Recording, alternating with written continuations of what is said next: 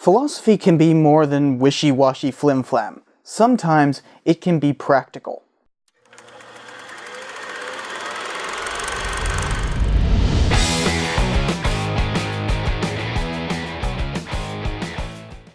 Hey, Cypher here. The United States isn't really considered a birthplace of philosophical ideas, but leave it to America to come up with one of the most productive schools of philosophical thought. The history of philosophy tends to be completely focused on Europe before World War II. Because it's become so enmeshed in the American psyche, we, and the rest of the world by extension, have forgotten where it came from. You see, pragmatism yielded results that we take for granted, and it's about time that we stopped. You know, most people use the word pragmatic as a word that's interchangeable with like realistic or practical. But that's actually a bit of a problem. Being pragmatic is supposed to mean something more than that. It's a way of thinking, an entire philosophical school of thought. So, what is pragmatism? Well, in the crudest definition, it's a form of rationality which places reliance on practical considerations over theoretical ones. That may sound stupidly simple, and it kind of is, because pragmatism is so much more than that. But to truly understand what it is, we have to go through the history of it. Charles Sanders Peirce, or C.S. Peirce, is considered to be the father of pragmatism. This guy was amazing. He came up with loads of stuff. Hell, he was so smart that he came up with the way that logic gates are used for processors back in 1886. That's right, he basically invented how a CPU works half a century before the CPU was ever created. Some of you may have heard of semiotics. It's basically the way that meaning works in language, you know, the actual logic of meaning in language. Well, Peirce invented that. This Frenchman named de Saussure came up with a chopped up version of it decades later, but it is completely inadequate in comparison to C.S. Peirce's version, which predates it and is better. Peirce even preempted Bertrand Russell's attempt to make a foundation in logic for mathematics. The dude created the logical foundation for quantum physics. I mean, he was really freaking productive. So why doesn't it seem like anybody wants to talk about him anymore? Well, part of it is the whole Eurocentrism thing and the way that American discoveries tend to get discounted prior to World War II, but even more so, it's the epistemological foundation in which he based all of these discoveries on. And Europeans at the time thought it was just American jingoism, so they paid it no heed. That jingoistic epistemology is the core of pragmatism. Epistemology is merely the study of the way that knowledge works. Like, what counts as knowledge? How do I know if I know something? What is the truth? Well, C.S. Peirce, being the practical guy he was, he cut through all the inane nonsense to get to something really worthwhile. He formulated a theory of truth that actually yielded results. A lot of the time, people get into arguments without any kind of idea of what counts as the truth. But pragmatists don't really have this problem. You might think that this is a bunch of sophist mumbo-jumbo at first, but hear me out. Peirce said, "Truth is the concordance of an abstract statement with the ideal limit towards which endless investigation would tend to bring scientific belief, which concordance the abstract statement may possess by virtue of the confession of its inaccuracy and one-sidedness, and this confession is an essential ingredient of truth." Now that's a bit convoluted, so let's take it out of the 1860s academic speak and put it in a more understandable context. Essentially, the absolute truth is what people would rationally conclude if they were given infinite time to inquire and argue. So the current truth is merely who holds the best argument that fits the current evidence available. It seems so simple it's stupid, right? You wouldn't believe the amount of argument there is in philosophy over this though. But this is the foundational theory of pragmatism. The normal theory of truth is that it is a reflection of reality, but the pragmatic theory states that it is a reflection of practical inquiry. Europeans really hated it, so they generally ignored it, even though so much subsequent scholarship has been entirely reliant upon it.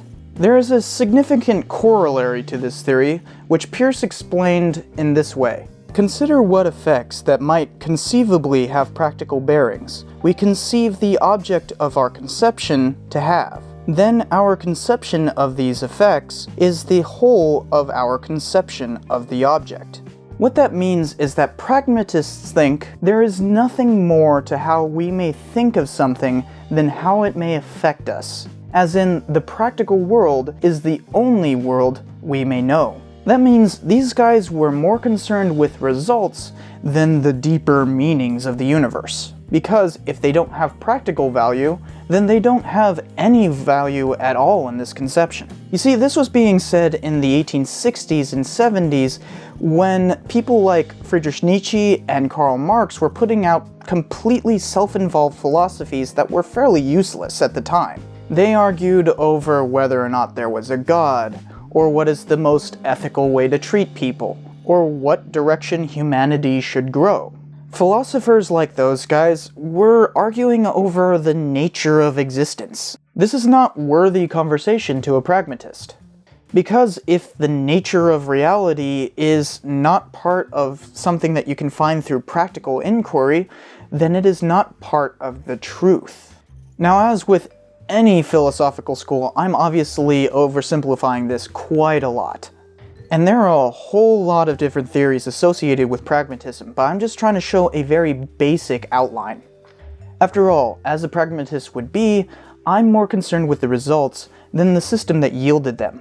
With these two principles, you can actually build a lot. Now, Peirce focused mostly on logic and language. He used his theory of truth to test what principles were better than others, checking one against another for its practical usage rather than its purity of form. You have to understand, this is still something fairly alien to the way most people conceive of scholastic thought. Normally, they think of truth as something that is representative of reality, whereas this is just what works best. It's almost scientific in its conception, but is actually applicable anywhere, unlike the scientific method. C.S. Peirce, by checking his work against what is the most practical, was able to create all that stuff that I said before, simply through this kind of philosophy. So Peirce actually gathered a whole slew of followers, most important of which was William James. Now, this guy was no slouch himself. He popularized pragmatism through a whole series of lectures, which spurred on a whole generation of pragmatists. Another follower of Peirce's was John Dewey. James and Dewey worked together to create all the normal tenets of a full-blown philosophy, such as science, religion, aesthetics, ethics, and metaphysics. But that's all too esoteric for this video. But I'm sure you can imagine what pragmatic philosophy comes out to on your own. Just think, is it practical? And extend that to all of your core beliefs. Instead of delving into that, let's look at what they created that still affects your life today. For instance, James and Dewey created an entire branch of psychology called functionalism. They were not the first psychologists in America, but they were the most influential of the early ones. In America, he was actually more influential than Freud, and pragmatism took over the profession in the 1890s. A later pragmatist named John Watson took that idea of functionalism, combined it with conditioning, and created behaviorism in the 19-teens, which became the foremost theory in psychology for decades. Another guy named George Herbert Mead used pragmatism to create symbolic interactionism, which is one of the three major perspectives in sociology. It's often defined by stating, people act towards things based on the meaning those things have for them, and these meanings are derived from social interaction and modified through interpretation. This is still a standard part of sociology, but it wasn't popularized until the 1930s. You see how a simple conception of the world yielded tremendous results?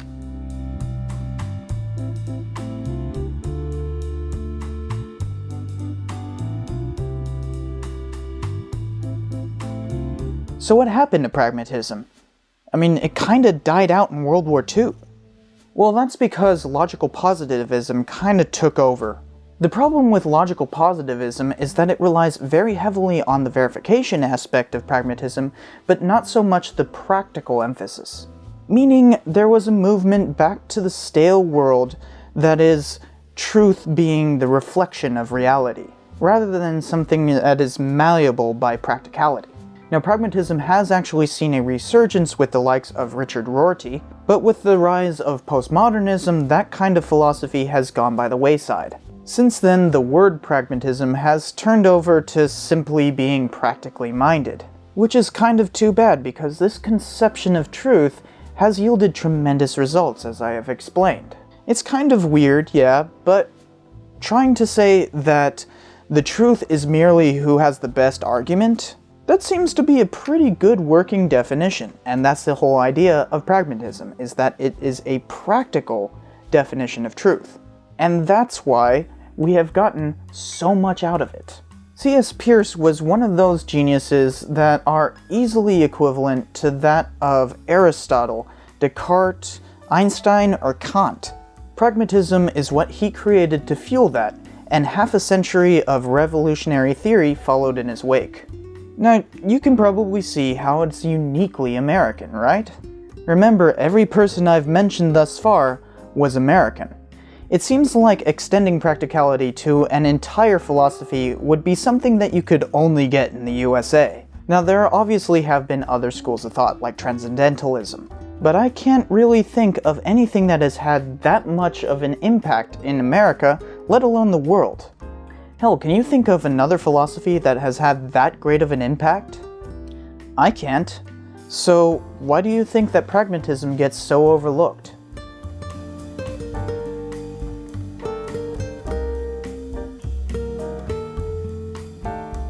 Philosophy.